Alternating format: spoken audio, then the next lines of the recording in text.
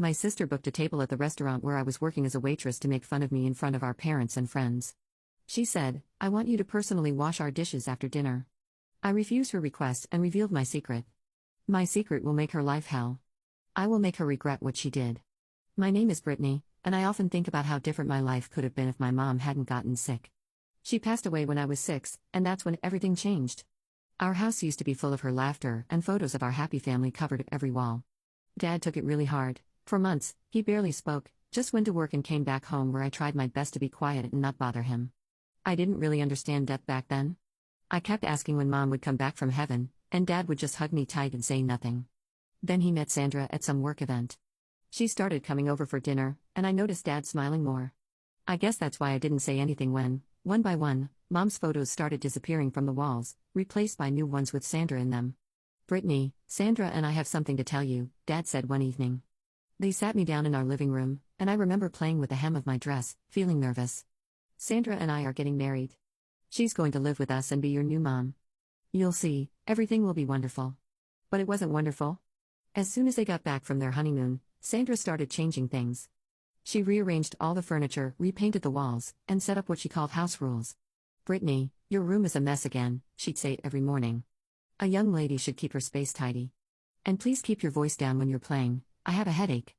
I always had to help with chores, even though I was just 6. When I complained to Dad, he'd just say, "Listen to Sandra, honey, she knows what's best for you." One day, I overheard them arguing in their bedroom. I pressed my ear against the door, trying to make out the words. "She's just not adjusting well, John," Sandra was saying.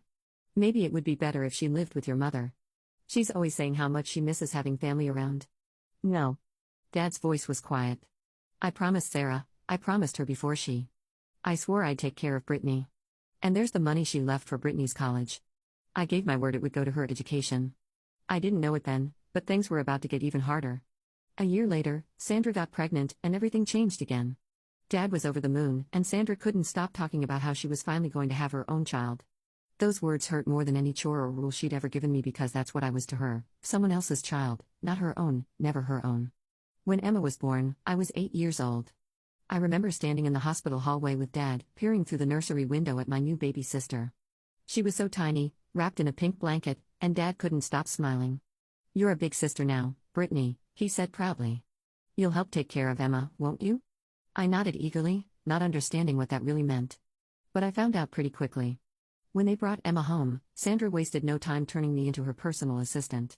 "Brittany, bring me fresh diapers. Brittany, wash these bottles. Brittany, hold Emma while I make a phone call." The demands never stopped. By the time I was 9, I knew how to change diapers, prepare baby formula, and cook simple baby food. While other kids my age were playing outside after school, I was mashing bananas and stirring rice cereal for Emma. "But I want to go to Sarah's birthday party," I remember pleading one Saturday. "Emma needs you here," Sandra said firmly. "She's teething and fussy. Besides, someone needs to clean up the mess she made in the playroom." As Emma grew, so did my responsibilities. I had to watch her constantly, making sure she didn't fall while learning to walk or put dangerous things in her mouth. Meanwhile, Emma was showered with attention and gifts. Every tantrum was rewarded with a new toy or treat. When she turned 4, Emma realized she could get me in trouble whenever she wanted, and boy did she use that power. One time, she deliberately spilled her juice all over her new dress, then ran crying to Sandra. "Brittany pushed me," she wailed. I spent that weekend grounded in my room. Another time, she broke her expensive musical toy and blamed me. "Brittany was playing with it when it broke," she claimed. It didn't matter that I was doing homework at the time. I lost my allowance for a month to pay for a replacement. The worst was when she cut up her own party dress with scissors, then hid the scissors in my backpack. Sandra found them during one of her room inspections. "How could you be so jealous?" Sandra yelled at me. "Do you know how much that dress cost?" But I didn't. I tried to explain. "Go to your room," Dad interrupted. "We'll discuss your punishment later." Emma stood in the doorway smirking at me as I walked past. She'd learned early that she could get away with anything while I'd get blamed for everything. Grandma Rose was my only escape from the madness at home. Every weekend I spent at her house felt like stepping into a different world, one where I could just be a kid. She lived in a cozy house filled with the smell of fresh-baked cookies and unconditional love. "Look at you, skin and bones," she'd say, loading my plate with pancakes. "That woman's got you running around like Cinderella." Unlike at home, at Grandma's house, I could laugh as loud as I wanted and didn't have to watch my every step. When Emma visited with me once, she quickly learned that her usual tricks wouldn't work there. But I want ice cream before dinner, Emma whined, stomping her feet. Young lady, Grandma said firmly, in this house we eat our dinner first, and there's no reward for tantrums. Emma never came back after that. Grandma's house is boring, she told our parents. What she meant was that Grandma's house had rules that applied to everyone equally. Then came the day that changed everything. Emma had thrown a particularly dramatic fit about doing her homework, and Grandma happened to be visiting. John, Grandma said to Dad, her voice stern, that child is terribly spoiled. Sandra, you need to handle this better. You're raising a little tyrant. Sandra's face turned red. How dare you criticize my parenting? You have no right. I have every right when I see my granddaughters being treated so differently, Grandma shot back. Look at what you're doing to Brittany. That night, I heard more shouting from downstairs. Sandra was crying, saying she wouldn't tolerate such disrespect. Dad, as usual, took her side. The next day, Sandra announced that we would no longer be visiting Grandma Rose. But that's not fair. I protested. Life isn't fair, Sandra snapped. And if I catch you trying to contact her, you'll be grounded until college. College, that word became my lifeline. During the next couple of years, I threw myself into studying, counting down the days until graduation. Mom had left money for my education, I'd overheard Dad talking about it enough times. That money was my ticket out. Then came graduation day. I was still in my cap and gown when Dad and Sandra sat me down for a serious talk about college. Dad started, not meeting my eyes. We've decided to save that money for Emma's education instead. The world stopped. What? Your sister has such bright prospects, Sandra added smoothly. And you? Well, you're more suited for practical work. Something inside me snapped. For the first time in my life, I screamed. Now you can watch the second part by pressing share and more. Update 2. You're more suited for practical work, she said, and something inside me snapped. For the first time in my life, I screamed, that's my money. Mom left it for me. You promised her, Dad. You're just a liar. You ungrateful girl, Dad shouted, his face red. After everything we've done for you. Gap. Tomorrow you can start your adult life somewhere else. I didn't wait for tomorrow. I ran upstairs, threw some clothes and essentials into my backpack, grabbed a hidden photo of Mom, and walked out. My friend Jenny had always said I could stay with her family if things got bad, and now things had gotten as bad as they could get. Life as a waitress wasn't what I dreamed of doing after high school, but it paid the bills, barely. I started at the Silver Spoon, a busy downtown restaurant, working double shifts whenever I could. My feet ached every night, and I smelled like French fries and burger grease, but at least I was free. Jenny's parents were amazing, letting me stay with them for those first few months, but I knew I couldn't impose forever. That's when I met Maria, another waitress at the restaurant who was looking for a roommate. The apartment's tiny, she warned me, and the neighbors are loud. But it's cheap. She wasn't kidding about tiny, our shared apartment could barely fit 2 beds and a couch. But it was ours, and neither of us had to answer to anyone else. We worked the same shifts, shared grocery bills, and somehow made it work. Any plans for school? Maria would ask sometimes as we counted our tips after closing. I'd just shake my head. With rent, utilities, and food, I could barely save anything. College felt like a distant dream that had died the night I left home. Then, on a random Tuesday afternoon, my phone rang. I almost dropped the coffee pot I was holding when I saw the number. Brittany, sweetheart, I've been trying to track you down. How's college going? My throat tightened. I'm not in college, Grandma. What do you mean? Your father had Sarah's money set aside. I found myself telling her everything, the fight, getting kicked out, working as a waitress. By the end, I was crying in the restaurant's break room, and Grandma was silent for so long I thought we'd lost connection. Those miserable, selfish. She finally said, her voice shaking with anger. Listen to me, Brittany. I'm paying for your college. No arguments. Grandma, no, I can't let you, you're not letting me do anything. I'm doing it. Your mother was like a daughter to me, and I won't let them steal your future. Have you looked at any schools? I could try the local university. They have evening classes. Perfect. We'll get you enrolled for next semester. But, Brittany, she paused, let's keep this between us. I don't want to deal with your father or that woman, I laughed through my tears. Trust me, Grandma, neither do I. So that's how I became a full-time waitress and a part-time student. My day started at 5 a.m. with studying, then classes, then straight to work until closing. I'd come home exhausted, feet blistered, smelling like restaurant food, only to crack open my books again. Maria thought I was crazy. Girl, when do you sleep? Sleep is for the weak, I joke, downing my 3rd cup of coffee. But for the first time since I'd left home, I felt like I was moving forward. Every test I passed, every paper I turned in felt like a small victory, not just for me, but for Mom too. I might not have gotten to use her money, but I was still going to get the education she'd wanted for me. The best part? Nobody from my family knew. They probably imagined me still serving tables, going nowhere in life. Let them think that. I was done trying to prove myself to people who'd never cared anyway. I was studying for my business management final when Emma's message popped up on Facebook. There she was, grinning beside a brand new red Mercedes, wearing designer clothes that probably cost more than my monthly rent. Look what Mom and Dad got me for my birthday. Not that you know anything about nice cars, huh? Still serving burgers? Must be fun watching everyone else live their best life while you're stuck being a waitress forever. The next photo was of her college acceptance letter. Got into state. Mom and Dad are paying for everything: tuition, housing, meal plan. They even promised me a spring break trip to Europe. But hey, at least you get free fries with your shift meal, right? I stared at my textbook, then back at her message. I could have told her about my 3.9 GPA, about how I was about to graduate with honors. Instead, I clicked block user and went back to studying. 3 weeks later, I graduated with my business degree. Only Grandma was there to watch me walk across the stage, but that was all I needed. We went out for dinner afterward, at a different restaurant, of course. Back at work, things started changing. Mr. Peterson, the owner, called me into his office one morning. "Brittany, we've noticed how hard you work. How would you feel about becoming shift manager? You know this place inside and out, the staff respects you, and you've got the education for it now." That was just the beginning. 6 months later, I was promoted to floor administrator. My salary doubled, and suddenly I could afford to move out of the tiny apartment I shared with Maria. Years passed, and I kept climbing. By 30, I was running the whole place.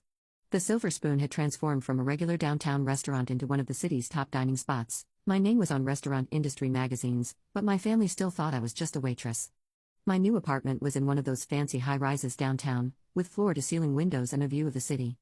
Every morning, I'd stand there with my coffee, watching the sunrise, thinking about how far I'd come from that scared teenager who ran away with just a backpack. It was a quiet Monday morning when I got a Facebook message from Mrs. Roberts, our old neighbor. We've kept in touch over the years. She was one of the few people from my old life who'd been kind to me. She'd often slipped me cookies when Sandra was being particularly harsh, and once even helped me hide my mom's photo album when Sandra wanted to throw it away. "Brittany, honey, I thought you should know, Emma's graduating next week, and she's planning something nasty. She's made reservations at the Silver Spoon. She knows you work there. She's been bragging to everyone about how she's going to have you wait on her table, says it'll be hilarious to have her college dropout sister serve her graduation party. She's invited all her snobby friends and even some of our old neighbors. She's been telling everyone how she's going to show them what a failure you turned out to be. I thought you should know." I sat back in my leather office chair, looking out over the restaurant floor through the one-way glass. The lunch rush was just beginning, and I watched my well-trained staff move efficiently between tables like a perfectly choreographed dance.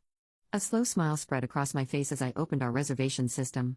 Sure enough, there it was, Emma Wilson, party of 15, Saturday, 7 p.m., graduation celebration. She'd even added a special note requesting the best table in the house, price is no object. My fingers hovered over the keyboard. I could cancel it. One click and their reservation would disappear. I could have Janet call with some excuse about a plumbing emergency or a double booking, but no, I had a better idea. I picked up my phone and called Grandma, who answered on the second ring. She was probably in her garden. She always kept her phone close while tending to her prized roses. "You'll never guess who's coming to dine at my restaurant." Update 3. I had always noticed how closely she guarded her phone while tending to her prized roses. But nothing would prepare her for what I was about to unveil. When I called Grandma, she answered right away. "Guess who's coming to dine at my restaurant?" I said. "Who?" She replied, curious. "Emma, Dad, and Sandra. They're coming to celebrate her graduation." Apparently, she specifically chose this place to humiliate her waitress sister. "Mrs. Roberts just warned me about it." Grandma's voice turned sharp. "Cancel their reservation. You don't need that kind of negativity in your life, Brittany. Haven't they hurt you enough?" I couldn't help grinning as I looked at the framed Businesswoman of the Year award on my wall. "I have a better idea. How would you like to come to dinner that night? I'll give you the best table in the house, behind the marble column by the waterfall wall. You'll be able to see everything, but they won't see you." There was a pause, then Grandma started laughing with that deep, mischievous laugh that always meant trouble. "Oh, you devious girl. Count me in. Should I wear my pearls for the occasion?" "Perfect. I'll have Carlos make your favorite chocolate soufflé. He's been practicing that new raspberry sauce you liked last time. I'll bring my camera," Grandma chuckled. "This is going to be better than those reality TV shows you used to watch." After we hung up, I called my assistant. "Janet, clear my schedule for next Saturday evening, and make sure the staff knows I'll be handling a special table personally." "Of course, Miss Wilson." Anything else? Yes, I smiled, running my finger along the spine of my business management diploma. Make sure we have our finest champagne chilled and have Miguel prepare his special caviar appetizers. I have a feeling it's going to be a memorable night. As I looked out over my restaurant, I couldn't help but think how perfect this was. Emma loved her little power plays, her attempts to humiliate me. But this time, she was walking right into my territory. Saturday evening arrived, and the restaurant buzzed with its usual weekend energy. I watched from my office as my sister's party arrived, Emma in a designer dress that probably cost more than most people's monthly salary, Sandra in her typical overdone makeup, and Dad looking older than I remembered. They were surrounded by Emma's friends, all dressed to impress. I could see Grandma at her hidden table, pretending to read the menu while watching everything. She gave me a subtle wink when I passed by. "Excuse me." Emma's loud voice carried across the restaurant. "I specifically requested my sister Brittany as our server." "Where is she?" I smoothed down my tailored suit jacket and approached their table. Emma's face lit up with malicious delight when she saw me. "Oh my God, everyone, this is my sister I was telling you about," she gestured at me like I was an exhibit at a zoo. "Still a waitress after all these years. I mean, I just graduated from state, and she's still carrying plates." The table erupted in laughter, led by Emma. Dad chuckled too, though he couldn't quite meet my eyes. Sandra just sat there with that superior smirk I remembered so well. "Look at her clothes," Emma stage whispered to her friends. "I guess that's what you can afford on a waitress's salary." I stood there in my Armani suit, letting them laugh. The irony wasn't lost on me. "What can I get for you this evening?" I asked professionally. Emma made a show of studying the menu. "Well, since you asked, I'll have the lobster thermidor." "Oh, wait." She looked up with fake concern. "Can you even afford to eat at a place like this? Do you know what lobster is?" More forced laughter from her friends, though some were starting to look uncomfortable. "And after dinner," Emma continued, her voice dripping with contempt, "I want you to personally wash our dishes. I'll even give you a nice tip. Maybe you can buy yourself some decent clothes for once." I could see Grandma gripping her table's edge so hard her knuckles were white. Some of the guests were whispering among themselves, clearly embarrassed by Emma's behavior. Sandra finally spoke up, her voice cold. "Really, Brittany, you should be grateful Emma chose your establishment for her celebration, though I must say, I'm surprised they hired someone like you at such a nice place." "Actually," I said, my smile never wavering, "I won't be able to take your order or wash your dishes tonight." Emma's face darkened. "What do you mean you won't?" "I want to speak to your manager right now." "I'll have you fired." "That won't be necessary," I said calmly. "The manager is already here." "Well, where are they?" Emma demanded, looking around. "You're looking at her." The silence that fell over the table was absolute. Emma's mouth opened and closed like a fish out of water. Dad's face had gone completely white, and Sandra looked like she'd swallowed something sour. That's impossible," Emma finally sputtered. "You're lying. You're just a waitress."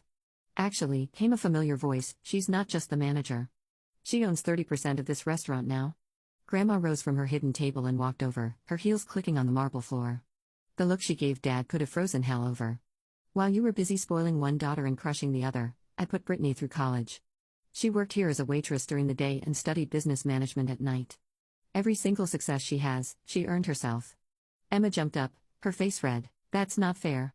You're lying."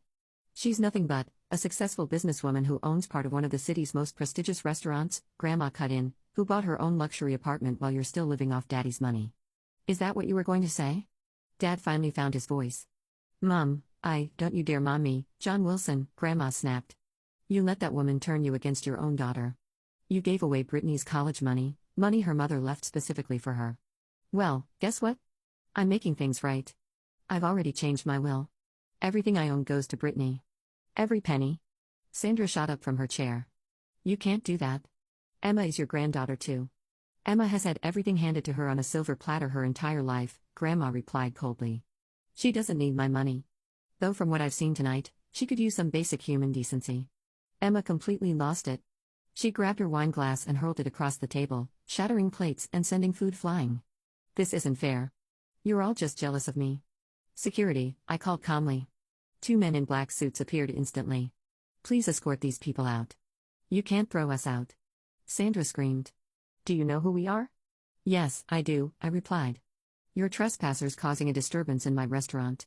Leave now, or I'll call the police and press charges for the damage to my property." Emma tried to grab another plate, but one of the security guards caught her arm. Dad just stood there, looking lost as they were all led to the door. "Brittany," he called back weakly, "please, can we talk?" I turned my back and walked away. Over the next few months, He tried everything: calls, emails, even showing up at the restaurant once. I had security turn him away. That was 5 years ago. The Silver Spoon is now the top-rated restaurant in the city, and I've opened 2 more locations. Grandma kept her word about the will, though thankfully, she's still going strong at 75, tending her garden and coming to the restaurant every Sunday for her chocolate soufflé. Last week, I got another message from Emma, something about how she's changed and wants to make amends.